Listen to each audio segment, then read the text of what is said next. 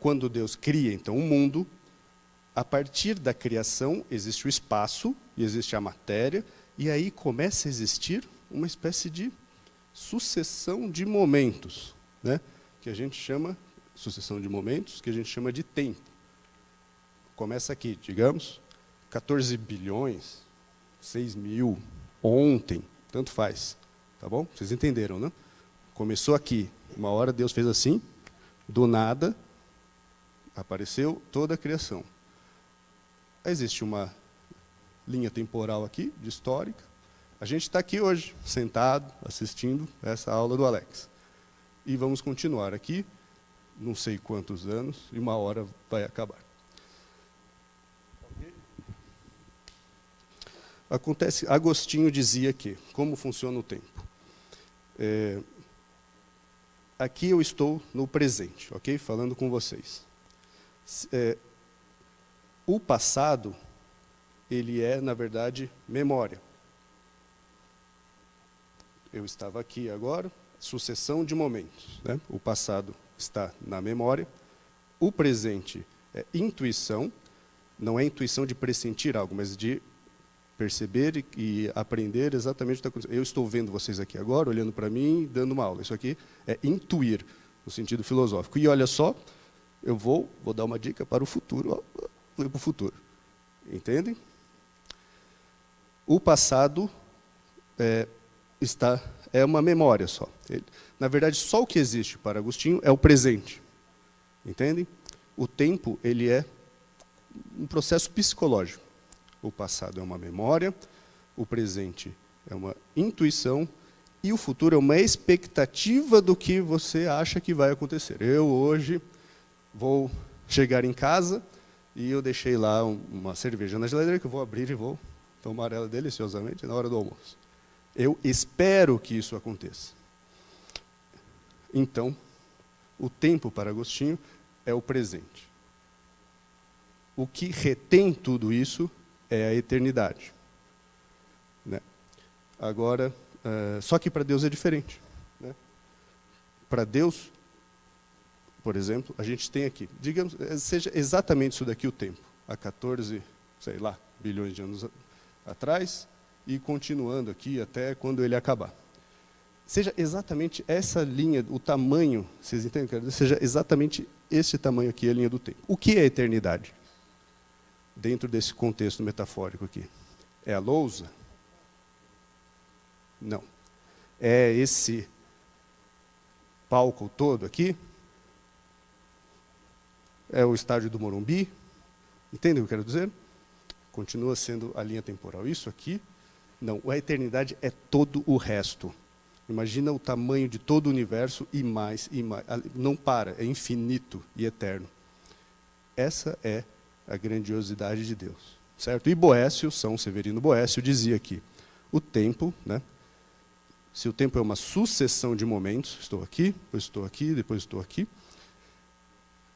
a eternidade é a simultaneidade de todos esses momentos. Entende o que eu quero dizer? Tudo para Deus acontece ao mesmo tempo. Essa linha temporal, né, a mãozinha metafórica de Deus segura toda essa história, desde o começo até o final.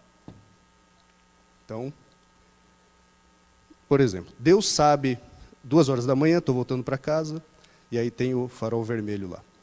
Eu não quero parar naquele farol, é muito perigoso. Deus sabe se eu vou atravessar ou não aquele farol vermelho?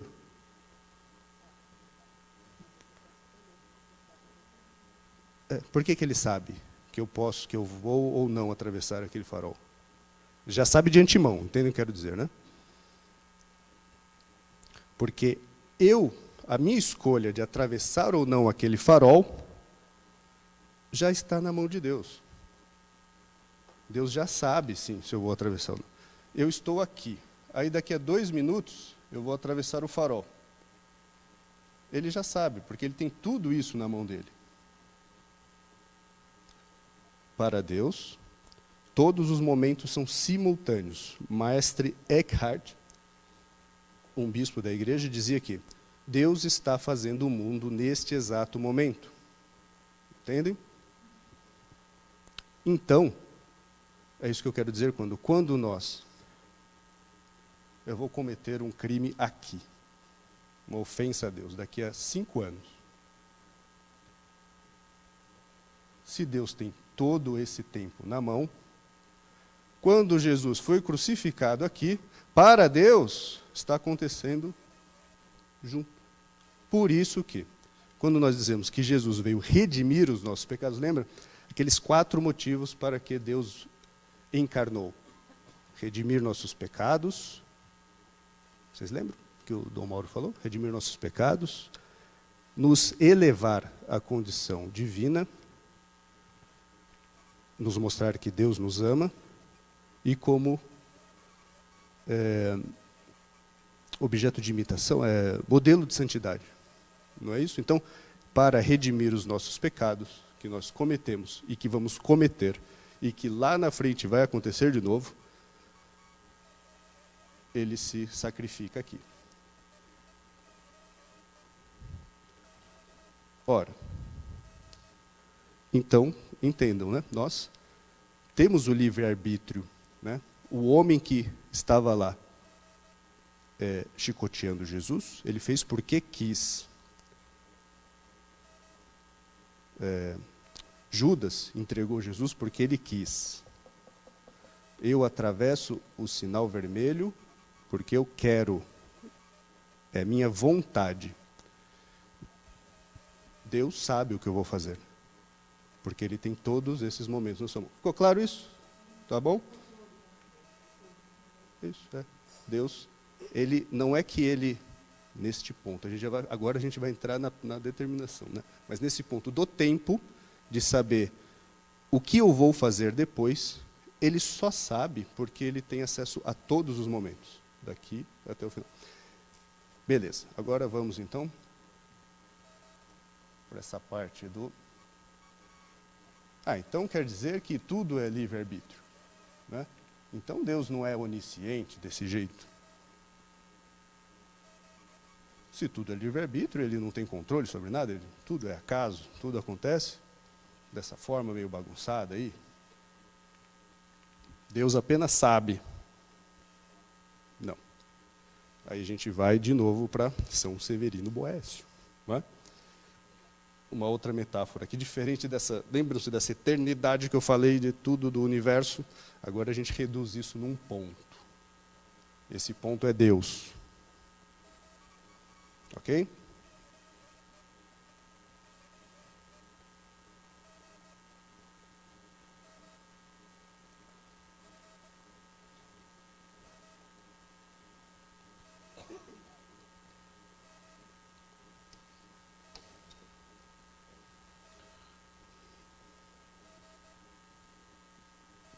Estranho, né? Eu prometo que eu vou explicar isso aqui.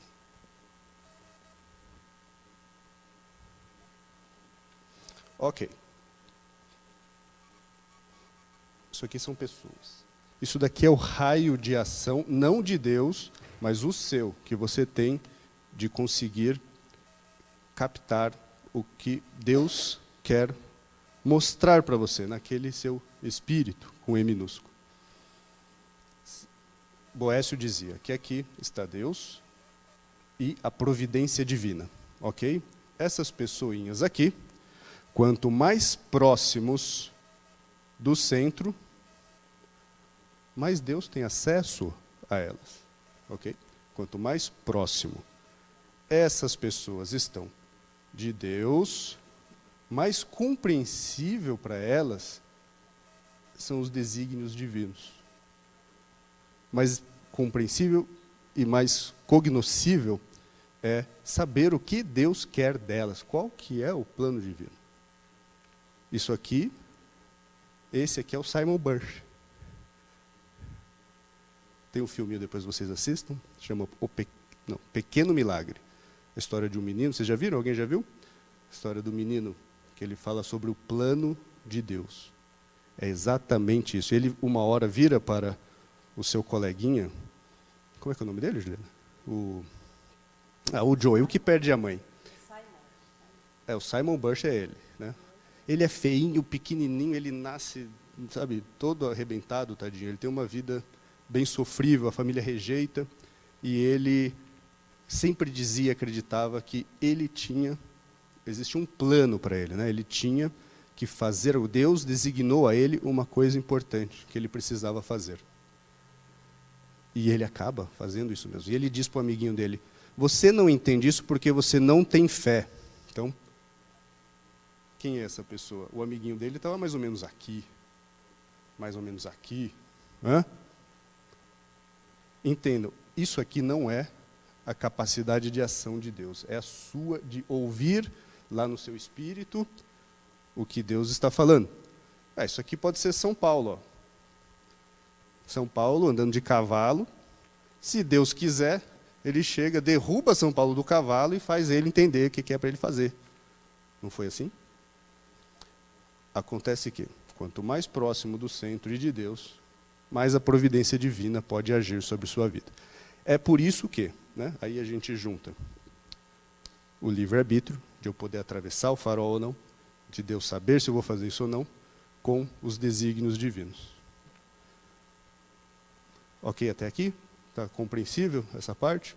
Por isso que eu digo, quando nós cometemos hoje os nossos pecados, e amanhã, e depois, é mais um prego que nós colocamos na cruz de Cristo. Entendem o significado disso? E nós escolhemos isso. Não foi Deus que mandou. Se Deus mandasse, quanto mais perto, mais Deus consegue transmitir essa mensagem.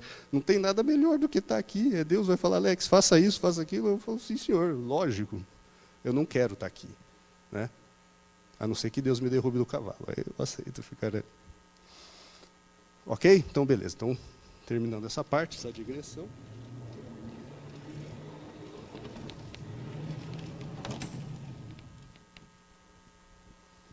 Vocês querem fazer um intervalo ou dá para ir mais um pouquinho? Pode ir mais um pouquinho, então a gente já dá uma paradinha. Então, ok, ficou aqui, claro, né, desígnio e presciência de Deus, como que a gente atinge Jesus hoje em dia, por nós termos um pedaço de Deus em nós, pelo batismo despertar esse pedaço. Deus tem todos os momentos na mão, então ele sabe o que vai acontecer amanhã, depois e depois. Por isso a presciência, e por isso o desígnio, que é essa parte aqui, né, da fortuna de Boécio. E lá em Romanos 8:28, o que São Paulo diz? Todos lemos aqui, por favor. Tudo concorre para o bem daqueles que amam a Deus. Não foi o Boécio que inventou, e nem o Alex que está falando. São Paulo já estava falando isso lá. Ok?